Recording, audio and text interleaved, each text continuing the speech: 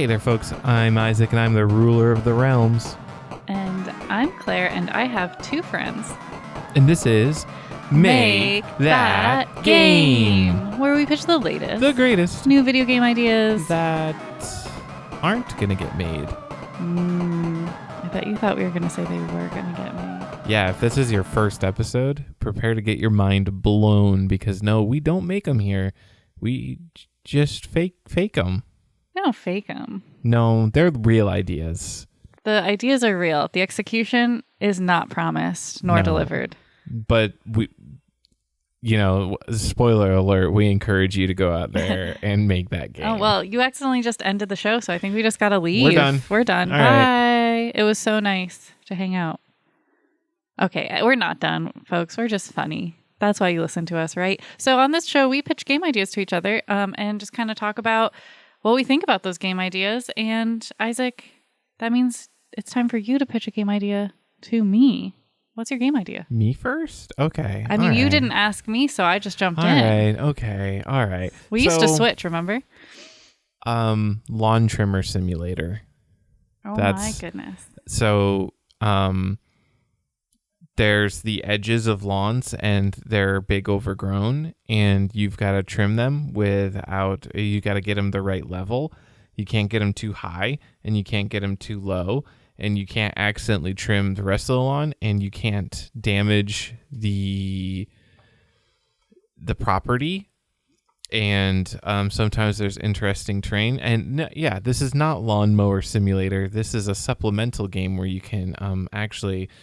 And this is a big promise, considering, you would have to work with the creators of Lawnmower Simulator. Right. But you load your saves from Lawnmower Simulator into Lawn Trimmer Simulator. But then those saves have bad edges suddenly? Yes. And I'm pretty sure that Lawnmower Simulator actually has the edges, it has the trimmer portion of it. Mm-hmm. But I have a question. Yes. Did you come up with this game today? Yes. Because I mowed the lawn and asked about trimming? Not because of that, okay. No. Okay. Because as I was walking down the stairs to record this podcast, I realized I didn't have a game idea. Oh, so it was that recent. Folks, this game is so hot off the presses, it is barely baked. No, I mean, hey, no. So specifically, simulator games are normally, 3D hi-fi, not really that hi-fi, but they try to immerse you in it. But this I'm thinking, you can you can abstractify it. You can gamify it. This is, you've got 2D pixel art, and it's an above view, and the layers of the grass are represented by the darkness. Right, so the shorter the grass, it's represented by a darker texture, darker green. And your goal is to get it all at the same level. And you've got 255 values of green to work with there. Oh no! So you can get down to that level, right? On the programming side. I almost said hardware side.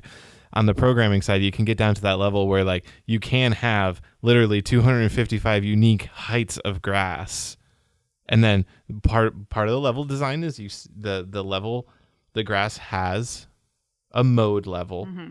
And then you have to match the edge to that very, very carefully by calibrating the power. This would be a difficult game if you had trouble seeing different shades of green. That's part of the fun of it. That's part of what titillates me about this idea. It's almost like that game where you have to match the colors. I mean, it's not a game. It is a game.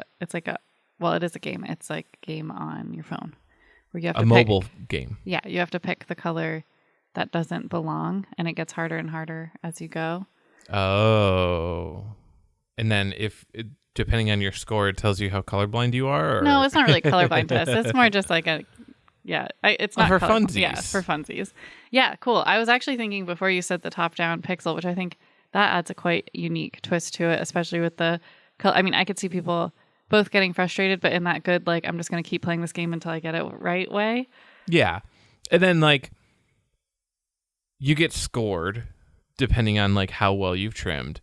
And like victory is, you have some margin of error, but then you have the people, like the people who play GeoGuessr and like they can see any random map screen, like any random street view picture, and like instantly somehow know what country it's in. They've just honed their. Eventually, this game, if you grind this game, you will learn every RGB, G value for the color green. You will know intrinsically, oh, the grass is a 127. So I'm gonna and the grass that I need to trim is a 145. So I need to go down 18 levels. Yeah, this game I feel like is not anywhere related to Lawnmower Simulator anymore. Yeah, no, I purposefully did that because, as I said, I'm pretty sure Lawnmower Simulator actually already has like the trimming part. Yeah. Because like I don't think you just ride a lawnmower in it and then call it quits and don't do any of the other fun stuff. So, I had to drive my unique wedge in here. Yeah. I don't know. I don't think that's a turn of phrase. Drive my wedge in it. I don't think it is, but I can't think of what the phrase would be. So we're going to go with that. Drive my wedge in it. Yeah. Drive your wedge now in it. You can drive your wedge in it. What's your game idea? Okay. Well, before that, I just wanted to say that before you pitched what the game looked like, I was like, maybe it's VR and you could create a really expensive VR trimmer that you actually hold and like move around. Experience of a lawn for those in apartments. Marketing or sales. I haven't worked in a company with like a true sales department or anything in a long time, but I'm sure some other department in this game studio would love that idea, would focus on that and push for that and be like, no, we have to have accessories to sell. Yeah. Yeah. That's the politics of a game studio, folks. Yeah. So that's, if you want to write fan fiction about the development of, what's this game called? Lawn Trimmer Simulator. Write a fan fiction about Lawn Trimmer Simulator and the conflicts in the developer. Send an email to us. Send it in an email. makethatgamepodcast@gmail.com. Yeah. Anyway, I am ready to drive my wedge in it. All right. Let's see that wedge being driven. All right. So my game is, I actually don't have a name, so we can think about a name. Drive a wedge in it. I don't think that's going to be relevant. Wedging it up. Okay. So kind of. That's the episode title. Can it be can we make drive a wedge in it happen? I mean, we'll just have to see what the words give us. Okay. All right. Fine. We'll stick with rabbit. All right. What's your game idea? What's your nameless game idea? So it's in the vein of the first Life is Strange, where you can go back in time. Okay. And slightly inspired by Recall. Yes. And I almost said Link's Awakening again. Breath of the Kingdom. No, Tears of the Kingdom. Tears of the Wild? Tears of the Kingdom. But I wanted to go a step further. So I think it's going to be Life is Strange style in the sense that you're clicking through, you're like following a mystery, solving an adventure, but I don't know what that is. I don't know what the theme is, but the fun... Serial killer. Serial killer is a good theme, though. So the trick, though, is that every time you go back in time, instead of, I think in a lot of these, it's like, honestly, I'm not quite sure how recall works. In as far as like the space-time continuum, like what do other people see? Like in Tears of the Kingdom? Yeah, like the NPCs, like how do they experience recall? I'm pretty sure that they experience it like the object is physically moving. They see the object physically moving. Right, but time stops before Link creates recall. I think that's an abstraction. Okay. Anyway, so the idea here in Life is Strange, you go back in time, you reoccupy your past body, basically. So like you're rewinding time, but you're not actually like traveling back, I guess. Can't you... Isn't there a part where you do travel? Sorry, I'm trying to collect my thoughts. I thought that one of the gameplay elements was going back in time, but also physically moving location. I mean, you can like going back in time, staying in the position that you're standing in, rather than going back in time to where you were earlier that day. Oh yeah, that's true. But I don't know what that means for where you were. Your NPC is like, I don't know if they stay there or. Oh. Yeah. So anyway, this game, I guess, answers and makes that worse. like answers that question and makes it worse. So the idea is that every time you go back in time, you create a new avatar of yourself. But the old avatar exists and is there, and you can't run into them. But you will have to go back in time to solve puzzles. So at the end of the game, you have like 25, 30 avatars of yourself, like repeating the same actions that you already took that you have to avoid. So it becomes like a stealth game by the end of it, but also like you have to reverse time in order to do it. That's my game idea. So the avatars that you have, do they follow the exact course that you did? Yes. Up to their creation? What? Sorry. So okay. You walk down a hallway, open up a door, go through the door, then go back in time. Now you have an avatar that walks up that hallway, opens up that door. Yeah, I think and then what do they do? I think each puzzle would have to be in a completion. So like okay. You play an hour in a game time hour, and then you play another game time hour as the second person back in time. So like, and then each level would be like a different location where you'd have to do this. Okay.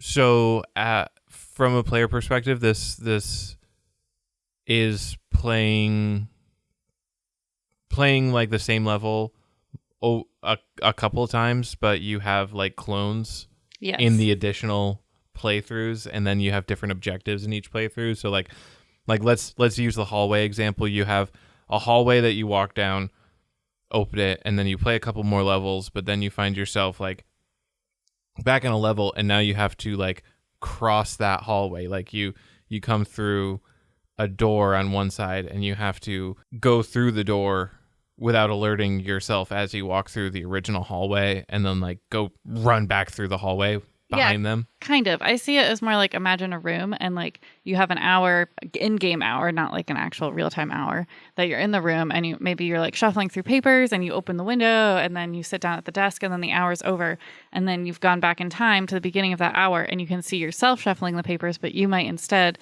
like do something with the lights, or like drop a paper strategically next to your somewhere else. And I think that you could use your past avatars to help you achieve things. So like maybe you need to like reach a higher place. You can like have someone move a chair, and then you have more time. So the time to get up, and then you can get up on the chair that they moved. I don't know. I think there's like puzzle solving elements here. Okay. All right. I don't think, do you get it? I think. Okay. I think I've grokked it. Okay. I think so. Okay. I just thought it'd be cool because I thought that would be cool. Yeah. And that's all I got. Well, time travel is always a cool concept. Yeah, and I feel like this isn't a way that I've ever seen it done in a video game before. No, and so is you, the player, do not control when you time travel. It's a thing that like you keep talking about, like you have an in-game hour, and then I think that's the only way it makes sense, because like you said, then what does your like basically your old self becomes an NPC. So like if you had like if you go past what you already did, that kind of creates a game problem. Right. So I don't think you can control when you go back. Okay. Yeah, that makes sense. Okay. Yeah, hey. What's it called? What should we name it? That Looper. That's a name of a thing already. That's the name of a movie already. See what we're talking about? We're talking about video games. Okay, let's name it Duper. Nope. Okay, DUPER, you're duping yourself. Yeah. Are you duplicating yourself, or you're going back in time? You're kind of second-handedly duplicating yourself. Okay. So there ultimately is duplicates, but like the thing isn't you're duplicating. You're folding back the time a little bit. Maybe it's folder. Time folder. I like that. And then maybe the goal is to get the time folder with the time information. Oh, from the Time Corp. Yes. Well, yes. And then you can expose their time shenanigans and time crimes. Time crimes? That's such a good one. Okay. Well, yeah. So Time Folder, that's the game I have pitched this very episode. Great. We love it. Do you have any questions? I was supposed to think of a question. I didn't. You didn't come up with one while you were walking down the stairs? No, I didn't come up with one while I was walking down the stairs. Do you have a question? Gee, no, I only have answers today. We need to come up with a question because that's the segment. Do you have any honkin' bonks? Honkin' bonks are another appropriate segment to put in this segment. Yeah, so I think in theory, right, we've played enough Tears of the Kingdom. We've got some honks. We've got some bonks, I think. We could do that. Do we want to? But are we fully prepared? I don't think so. I think we should write it down. Okay, yeah, we gotta do it first class, folks. We can't just off the flying by the seat of our pants. This is Tears of the Kingdom, and you as the audience deserve our true fresh takes. Yes, our fresh from the paper takes, our fresh from the oven, fully baked takes. How about that? Yes, okay, there we go. Fully baked. Yes, that's what we're looking fresh for. From the oven, because I can start pulling things out of my pants. Drive a wedge in it and yeah, I'm trying to think really hard about a question though that I have about game design. That's usually where we go next. Okay, this is kind of a silly question and I kind of know the answer, but I think it's worth talking about. Okay. So I do want to start speedrunning Kirby Forgotten Land. Yep. But one of the things that I don't like is that I have to reload things and repeat things a lot. But that doesn't hurt the game, right? That doesn't make Kirby sad, right? No, Kirby does not get sad if you restart the game. And no, it doesn't harm the cartridge. Yeah. It doesn't harm the data. I guess a little bit of me just thinks of it kind of like a VHS tape. I'm showing my age here, but the more you there's watch, no wear and tear. Yeah, like if you rewatch the same VHS scene, like it's kind of a joke that like the sexy scenes on old VHS tapes are always like super worn down and like really grainy because people rewatch them. But that does happen though. See, my thought would be that it would be less grainy because in my head, rewinding and fast forwarding would do more damage to the tape than actually playing it. So like everything. Well, I think the idea is you watch that scene and then you rewind, and then you watch that scene and then you rewind. So gotcha. Okay, yeah. Makes sense. So that is, you're right in that sense of how it deteriorates. But I guess in my head, like I'm like, if I keep playing this one level of Kirby, is it gonna like break the game? No, you do not have to worry about that. Games work anymore.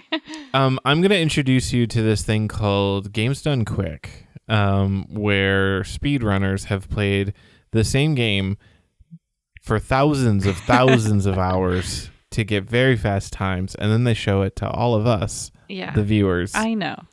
Like I said, this was something that I knew empirically the answer to, but that I just wanted my nervousness assuaged, I guess. And also because maybe we have listeners out there who don't know a lot about video games and they have a similar thought. Yeah, no, it's like...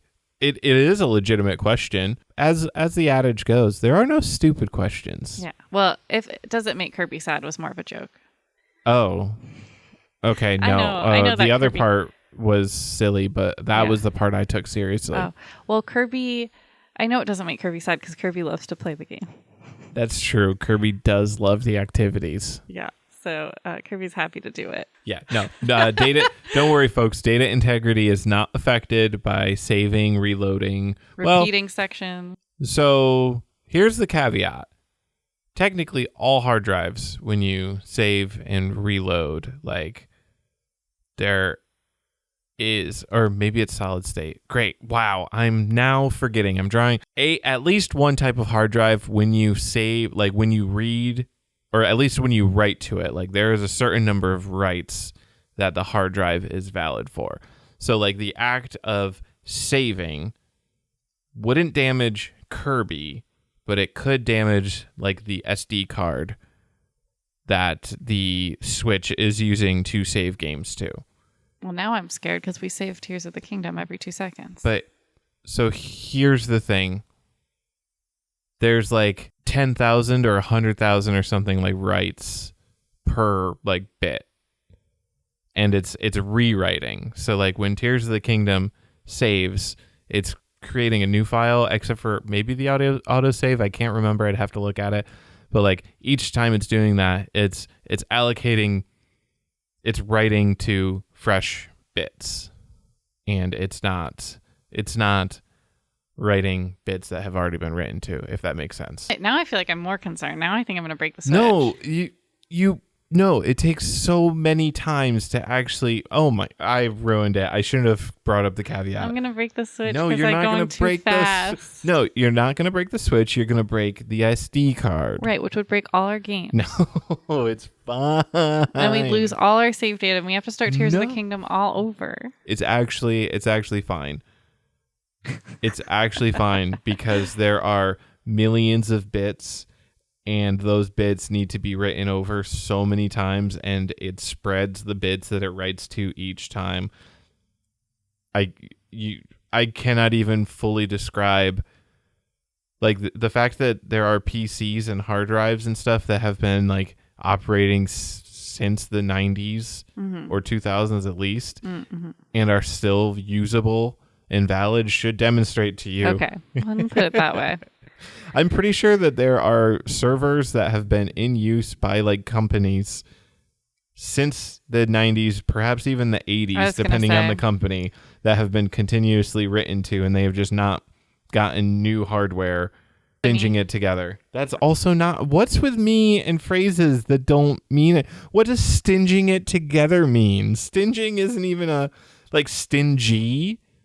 Like, that's something. I guess you're being stingy with putting it together, and that's stinging it together. That's fair. That's an Isaacism. That's what we do here, folks. What are you Googling? I'm getting my phone out to set a 5-minute timer. I see what time it is. I'm transitioning. I was hoping that the transition would happen while I was doing that. Oh, no, I was so distracted by your action. But now it's time for the rapid fire round. What's that? Which was indicated by Isaac's phone appearing and becoming a timer. It actually transformed in front of my very eyes. That's how it works. Into one of those old-timey clocks with the bell on each side and the little hammer that flits between them and da-da-da-da-da-da-da-da. Yeah, that was funny because we said yeah at the same time. Jinx, you owe me a soda. I'll have to get you a soda. Okay, anyway, the rapid fire round. We generate 3 random words. We have 5 minutes to come up with a game based on those 3 words. And we do also need to come up with a title that's very important within those 5 minutes. Are you ready for our first 3 words? Yes. All right. Got 3, 2, 1, go. All right. The words are basically a sentence, and they're make, rent, wrong. So I don't know. My first instinct is that you have to pay rent, but with anything but money. Oh, yes. No, I love this. You do like weird little odd jobs that like get paid in non-money, right? So like if you clean up garbage from the side of the road, you get to keep the recyclable cans, but you can't, there's no place to exchange those for money in like the area that you're in. If you help the farmer milk cows, he'll give you like either cow's milk, or if you want to make it weird, chicken eggs or something, like instead of like something directly related to the task, it's directly related to like the actual building. And like you just got to make rent, which gets, every time you pay it, the next payment gets higher and higher because gentrification. That just be how landlords do. That's just be how landlords do. And so you have to frantically work. So like the first rent is going to be super easy. Like you've got your house or apartment or whatever. And it's like, okay, let me just go milk some cows, 3 times this 30-day period. And that gives me enough milk or chicken eggs or whatever. Mm-hmm. But yeah, so like you have a 30-day calendar, and like the early levels, it's simple. It's very simple. You like work 3 times and you got it. But like by the end of the game, you have to be like doing multiple jobs each day. Like you have to like do 2 jobs every single day of the month, and you might just squeak by. And like the idea is to see how many months you can pay rent for and get the high score, get your name on the leaderboard. Yeah, I think that's good. So it's like little taskies. I think one thing though that I want is that like you can pay rent in different ways because you're making it wrong, right? So like it's not money. So it's like, well, rent could be 3 aluminum cans or 1 glass of fresh milk, but the one that's less is going to be harder to achieve. So you can kind of pick and choose like which tasks you're going to do to equal the amount that you can pay. So you're thinking that the landlord requests certain weird things. I was just thinking that like everything has sort of a value.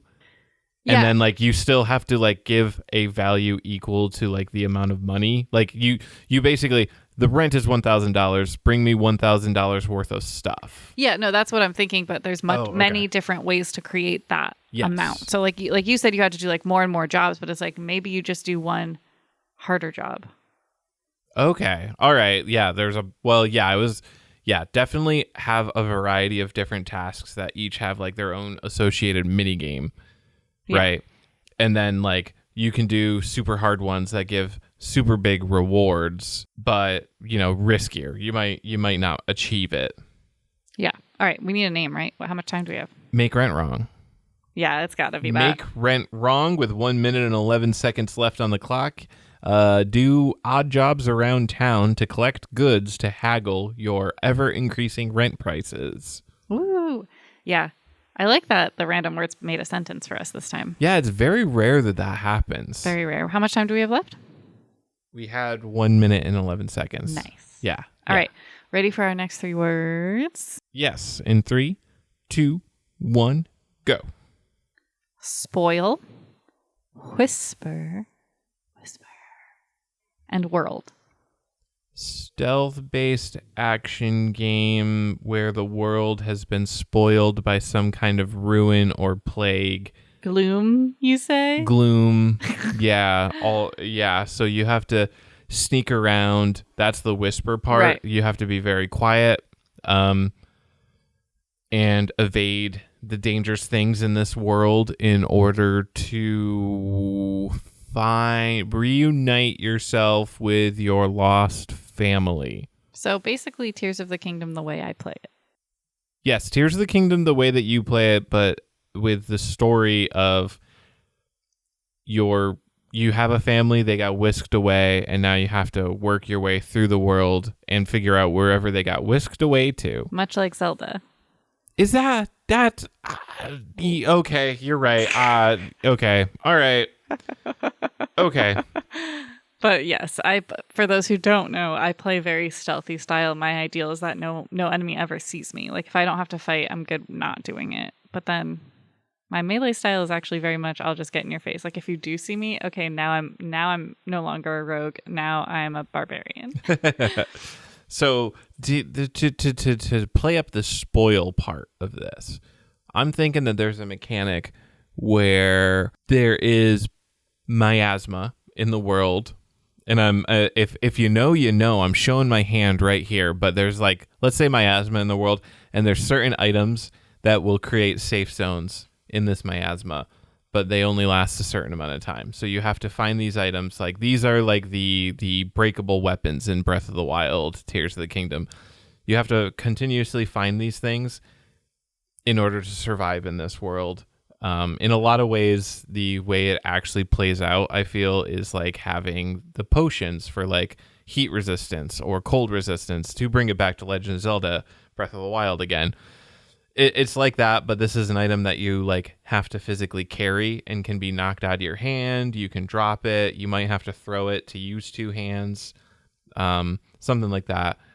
In some way, like having it occupies you in some way where some tasks might require you to drop it or leave it behind to complicate things. And then they also disintegrate, so you have to constantly find a fresh supply of whatever resource this is, I think, in order to assist you in surviving in this world. I think in this game, to make it more interesting, or like, I guess more different than Tears of the Kingdom, because right now it's almost the same. Oh no, the weapons don't break in this one. I think you should be punished for fighting things. Like if you end up having to get into a fight, it's like really bad for gameplay. Yeah, that's why I'm kind of thinking like, so I'm imagining these items that you have to gather are like larger, like they're not just things that you hold in one hand, like they're things that you carry in both hands. So if you get in a fight with something, you have to put it down, which means that whatever you have can be broken, which is extremely bad for you. It can be moved away from you. The enemy could decide to break it, like, and then that way you're encouraged not to fight, because if you fight, you kind of have to abandon this super important thing in order to do so. I want it to be even worse for you to fight, though, like, because I can see you playing this game and you would still fight all the monsters. Like, you would figure out a way to keep your stuff safe and fight all the monsters, right? It depends on whether the monster, like, it depends on how viable fighting, like fighting the monsters. I agree with you. Fighting the monsters should be viable in the most barest sense of the word. If you are extremely good and know what you're doing, etc., like, yes, you can scrape by successfully defeating a monster, but otherwise, like, they'll kill you in one attack. It takes, like, so much time to defeat them. Like, you do, like, 1 damage and they have, like, 600 health, like, that kind of stuff. Like, fighting a monster is extremely difficult. And then, because it takes so much time, it also eats that resource of, oh, my jar of anti-miasma only has 1 minute and 30 seconds, and it's going to take me, like, even if I do this the best I can, it's going to take me 2 minutes to defeat this monster. So I'm going to have to figure out. Do we have a name for this? Tiptoe through the spoils. Tiptoe through the spoils. With 5 seconds left, our stealth action game, not really action, our stealth game about finding your family in a spoiled world. I did want to add an element, though, so this is not canon since it's after the time. Not canon. Don't. If you're making a spreadsheet, don't include this part. But that if you put things down on the ground, they will spoil. They will spoil too. They'll catch the spoil. Oh, so, like, okay, you've got this jar that emits anti-miasma. Let's say it's got like a 10-minute timer. You put it on the ground. Every second costs it 2 seconds of, like, its total time. So if you put it on the ground, it's only got 5 minutes. Or if, say, you're like smuggling something else, like, I don't know, you need energy, so you have food. I don't know, whatever it is. That too. Yeah. Yeah. All right. So that was I like idea. that. Even it's not canon, but I like it. Yeah, it could be. Could be canon. Okay, are you ready for our final 3 words? Yes, I am. In 3, 2, 1, go. Okay. Secure. Word. Snatch. Okay. This is a multiplayer, like, Scrabble type game where when you successfully complete words, you're allowed to snatch a letter from your opponent or secure one of your own letters so that your opponent can't steal it. Okay. So it's like competitive. So there's like it's like Scrabble, but there's a way more limited amount of word tiles or letter tiles. Sorry. I don't know what you mean by limited. Well, I guess for the secure part, it doesn't really seem like in a game where you get to get letter tiles, securing one. I guess your point is that, okay, if you have like a Q, which is a really high value, then you might want to hold on to it. Okay. Or you might have a plan for your next word. But, like, you need to set up another word first or something like that. Or you might see that your opponent has a good word that they haven't secured yet, and you want to snatch it, or a good letter that will help you make a good word, and you want to snatch it away from them. So the letters are visible to everybody on the board? Yes. Okay, so it's not just like a random grab. Correct. Cool. I want this to be the next, like, Words with Friends. Yes. No, that's what it's going to be. Words Against Friends. I love it. Words Against Friends, and then it's a mobile game. Yes. Did we just do it?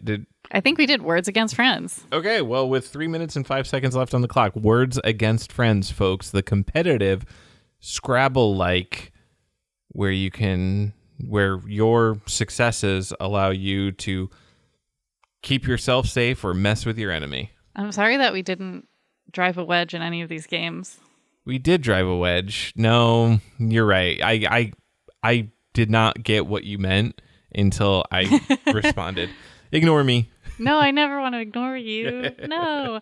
Yeah. So maybe one of us, or how about this? Let's do a challenge. We have not done this on our show before, but I've thought about it.